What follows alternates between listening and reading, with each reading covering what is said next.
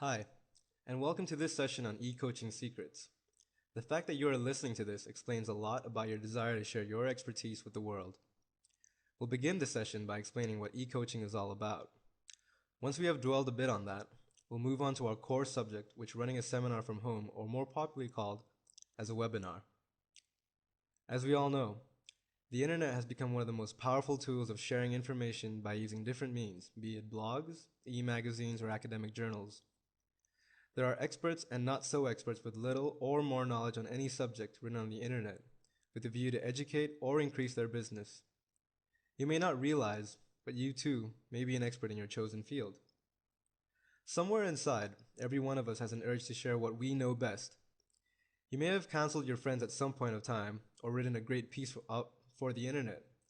Some part of you wants others to know how you do it. Some of your family or friends may even have suggested you to consider this as something you can teach. Why don't you? You may like to ask how. It's understandable that many of you don't know about the concept of e-coaching. Let's move on to gain some insight into this field of teaching and learning, how it can be converted into a lucrative business. There are two great things about e-coaching. Firstly, the medium is easy to use and create. You don't need to write or print loads of paper when all your knowledge can be saved in a CD or hard drive and distributed via the internet. Secondly, everything can be done from the comfort of your own home in your own time, whether you have a full-time job or not. If you already have a job, you can consider this as an additional source of income. Well, that must sound very attractive to you. Now that you have a fair idea of what e-coaching means, let's look at some ways which can be used to present your ideas to the world. Technology plays a very important role for using the methods employed in e-coaching.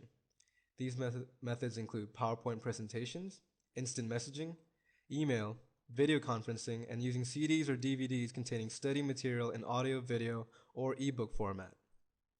If you have very little or no knowledge of these methods, a small basic course on computers would equip you well enough to get started. Most businesses today are going global. Their products and services are offered to the world market. Why should you restrict yourself to your location or country? This is where your knowledge of internet comes in. With the power of the internet, it is now possible to reach a wider audience. This would ensure success, even if the subject of your choice does not have interested people in your location. You would still be able to make a business out of it. That's the advantage of e-coaching. One of the best methods of e-coaching is webinars. This is because you can use a combination of e-coaching methods to develop your business. This is what is covered in the next section. What is it about a webinar that makes it a good choice over a conventional seminar? The first thing is that it's virtual, therefore it saves you the hassle of the setup required in a land-based seminar. All you need is a computer, a fast-speed internet connection, microphone, and webinar software. All these equipments are easier to get, as well as set up right inside your home. Next is the cost. Being virtual, a webinar saves time and money, which would otherwise be spent in traveling from place to place. Another advantage is that once the content of your webinar is created, it can be used again next time. Of course, you will need to make changes, keeping your client's interest in mind.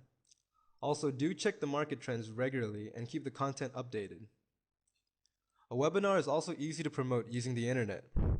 Once you have all the materials ready with you, all you need to do is send a simple email. As your business grows, you can use other tools of marketing both online and offline to promote your webinar. Before you begin planning your webinar, you must understand and then decide what you would like to teach or convey through it. It is best to choose a subject that you would really like, rather than something you hold a degree in. You are obviously not holding the webinar for yourself, and it's very important to know your target audience. For example, if your webinar is based on planning a career, your audience will be undergraduates and those who have recently graduated. More on this will be discussed later. Let's now talk about the expert concept, as this is what you should be, right? Wrong. The term expert is often misunderstood. Most of us have the idea that an expert is someone who knows everything about a particular subject through a college degree. As long as you have a particular skill and experience, you can very well consider yourself as an expert. You may not have a degree in cooking or gardening, but if you have been at it even for 2 to 5 years, you can easily teach others. With that said, you do not need to know everything. As long as you know 5% of what 95% of people don't know, you already are an expert.